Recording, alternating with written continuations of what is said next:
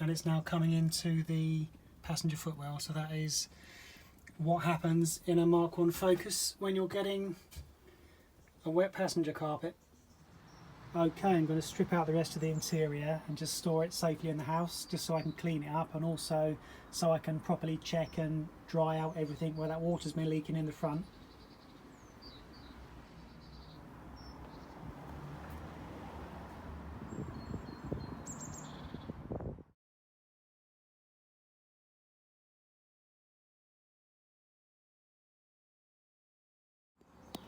Right, it all comes apart nice and easily. So you've got 4 bolts for the seats there, and then you've got the airbag module or connector for the airbag there. It's got a little, I think it's a 7mm nut in the back. Take that out, and then you've got the nuts at the back there, and the base of the seats will come out too. Then we have the rail for the seat belt. So you undo that first nut, and then it comes out this little hole there. You just pull it out. So we're going to get tidied up in the house, and then we'll take the carpet out. Got those in the corner of the lounge there, so I'll cover these up just to make sure they don't come to any harm. Got to give this rear bumper a clean up as well. Yeah, I don't want to put it back on like that, so I'm going to clean all that off. Yeah, these cars are so easy to work on, really. It's I mean, to get the carpet out, just take off the strip there, so that's already out, and then the carpet is connected to a plastic guide. So that goes into the side of the car. What we need to do is take out this centre console. So there's a screw under there, a couple of screws under here, and you basically just fiddle these covers off, take this off, this all comes out as one section, and then you can take the whole lot out. What I did previously is actually cut a piece of carpet there because it was sort of bolted down to the, or trapped under something. And obviously on this one I'll take off the fire extinguisher bracket that's tapped straight into the bodywork there. So I always have a fire extinguisher in the car. I've had one fire in a transit van where a fuel injector exploded. Had to put that out, and you never know what you're going to see, do you? So always have one there. And then yeah, get the carpet out and see what's what. Right, under there we've got the airbag control module, so be careful not to interfere with that. And then on this one we've got the traction control switch, so just pull that off. And then there's the screws there. We've got the handbrake cover off as well. Yeah, if you're going to do this, this is the most fiddly bit. So what you'll find is you're trying to take this off and you can't get it back enough, and it won't go over because the handbrake's hitting on it there. So what I've done in the past, I've basically slackened the handbrake right off, pulled the lever right up. It's actually a bit of a luxury today because I haven't got anything on the back of the car. I can just pull the handbrake right to the top, and then that will come off. This piece is free. What I've got to do now is just disconnect the bits you can see obviously nipping the carpet there, and then I'll take off this ventilation ducting that just pulls out. You will find that is one piece there, and I didn't want to undo all of this last time, so I just cut it there, and then you can get it out. Take off your little side covers both sides, so these just pull off. You've got a couple of little plastic screws there, these pull off, that will come out. I just want to show you, this car had an aftermarket alarm on, really old one. It was a real pain in the arse, and what I had to do, I still need to actually make some proper repairs on this.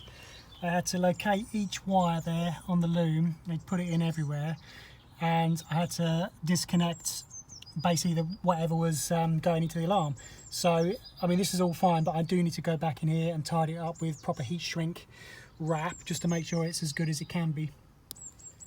This annoys me as well on the driver's door, this split. I don't know how that happens to a car really. I suppose just wear and tear where someone's arm has been. But yeah, I'll have to get a new, well, I want to change the whole interior, so I'll get a new card for that. I don't know if the previous owner's watching. How did you do that? Right, you bastard. Here we go. Trouble is you need to sort of stand on it to get to it, which is a bit of a awkward one.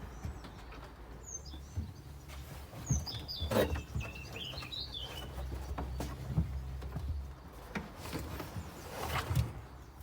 that's still pretty wet. Out, there we go. So that's going to be dried off properly. It's still a bit damp underneath because it's got some underlay on the underneath there. I mean, this is another part of the car that's reassuringly hard to find. If you want to buy a new one of these, I just can't find them.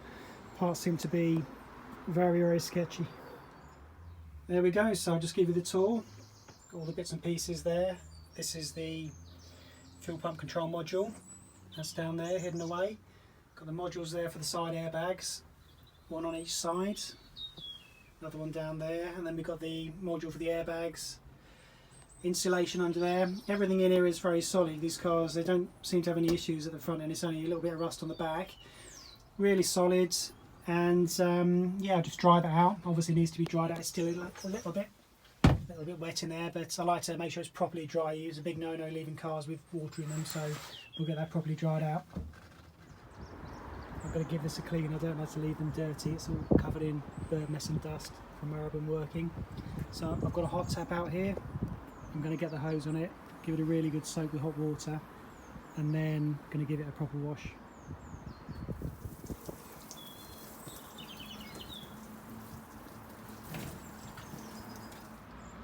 That looks a lot better. It just gets all the dust and the grit off it, so that when you're working on it you don't damage the paint, and when you brush up against it you're not going to scratch it.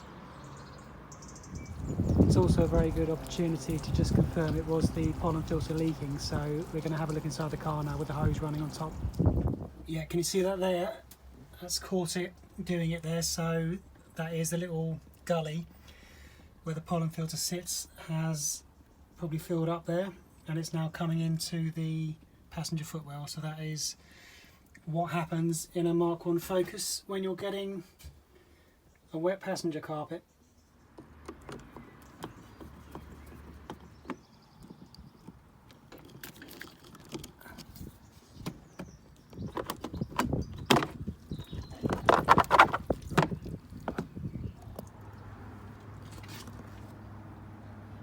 Yeah, you can see what happens is it either comes in through the top there, straight onto the filter, and it goes straight to the blower motor, which is what we're seeing, or it comes in round the edge, round another join.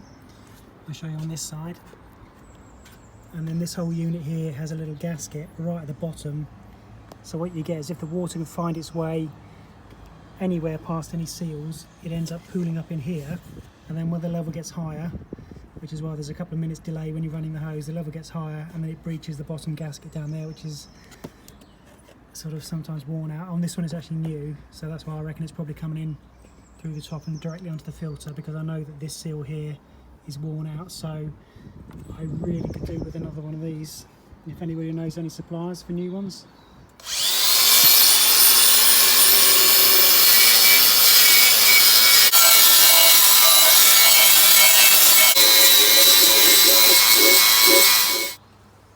So you can see there with just a bit of light sounding on this, it's actually an original one. You can see the Ford marking there, so it's an original subframe. It's actually not too bad at all. It's only surface rust, so I'm going to go over this now, all of it with a grinder. You see how that's come up really well.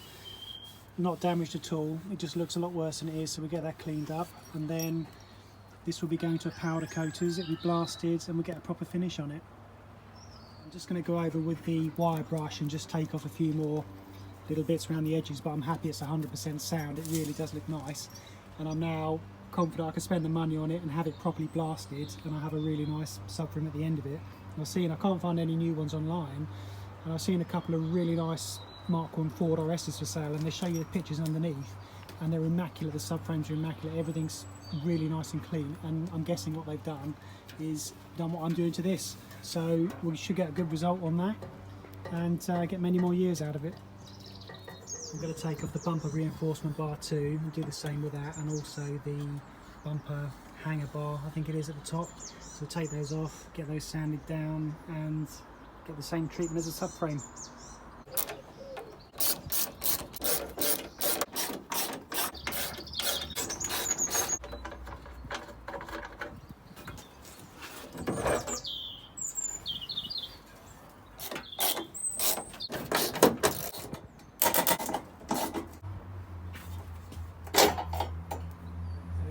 The good thing with this as well is it gives me access to the inside of this chassis rail, so I'll make the most of that while while the bumper's off, and I'll be able to treat inside there, and also I'll be able to treat this bit of rust as well. So I'm not going to cut this out, I'm going to sand it right back, treat it, and use the fiberglass filler.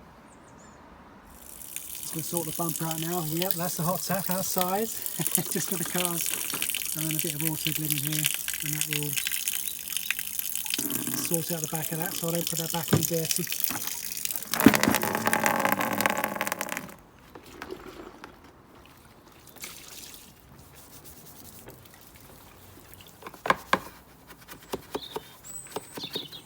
may seem a bit odd, but I know it's there, you know it's there, so it's got to be clean when it goes back on.